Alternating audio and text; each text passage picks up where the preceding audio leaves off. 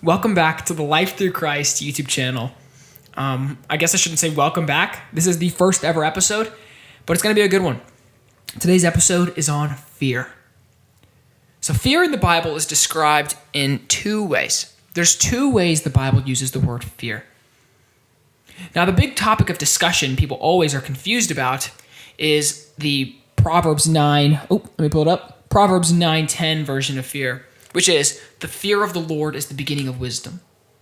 That fear confuses people a lot of times because from an English perspective, we have one definition of fear, and that is fear keeps me alive.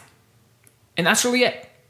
We have other words like anxiety, stress, or whatever else, but the main word fear, which is how it's used in Proverbs 9:10, is a word that means to keep me alive. It's a survival skill.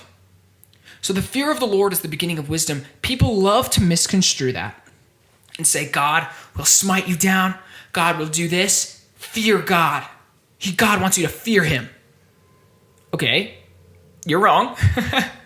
God's fear is more like respect. And there's two words that are in Hebrew that are used with different meanings. The respect or awe version of fear is yirah. And that's the fear that's used in that verse, a noun that means fear or awe.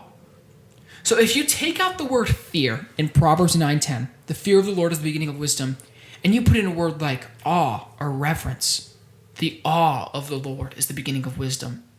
The yirah of the Lord is the beginning of wisdom. That's a lot more beautiful. That's a lot more profound. And it makes a lot more sense with God's character. We are supposed to look up in awe. Guys, I had this realization recently. Do you ever look up at stars at night? I feel like if I was a caveman, if I was one of the first humans to walk this earth, and I looked up and I saw these beautiful lights hanging out in the sky, just sitting still and allowing me to look at their beauty, I would say, God, praise you, the awe of the Lord. And that's the beginning of wisdom. And I feel like in our generation, where we have all these cell phones and we can look at artificial versions of them and we can say, oh, that's not a dot in the sky, that's a star formed with hydrogen and other gases that it burns in the air. Wow, you have successfully scientified God and turned his creation into something you can study. I'm so glad you have. But sometimes we need to loosen up a little bit. Loosen up our mind. Loosen up and look around. Truly take a minute and look around at what God has given you to see. To see God's yirah. To see his awe. To see his reverence. There's a lot of it to go around. I promise you. The other word that means fear is yareh. And this one is our definition to be afraid, to truly fear. Yareh. This is the one I really want to dig into.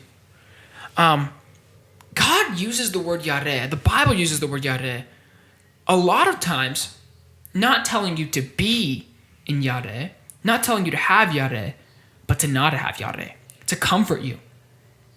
Genesis 26:24 says, I am God of your father Abraham. Do not be afraid. Do not yareh. Yeah, and that's beautiful. We have challenges that we have to go through as Christians, so many. And so I implore you, look at the yirah of God and do not yareh. Okay,